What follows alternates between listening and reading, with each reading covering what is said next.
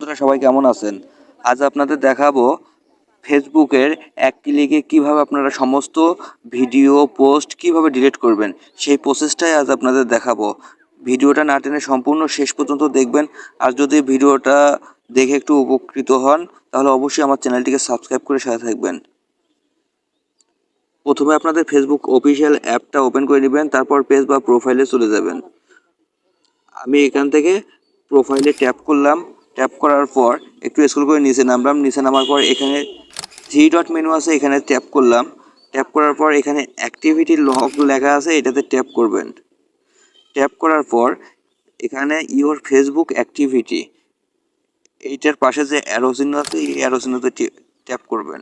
Tap করার পর একটু স্ক্রল করে নিচে নামবেন। নিচে নামার পর এখানে পোস্ট লেখা আছে, পোস্টের পাশে অ্যারো চিহ্ন আছে, এই অ্যারোতে আবার ট্যাপ করবেন। ট্যাপ করার পর your post photo and video এইটাতে ট্যাপ করবেন। তারপর এখান থেকে আপনারা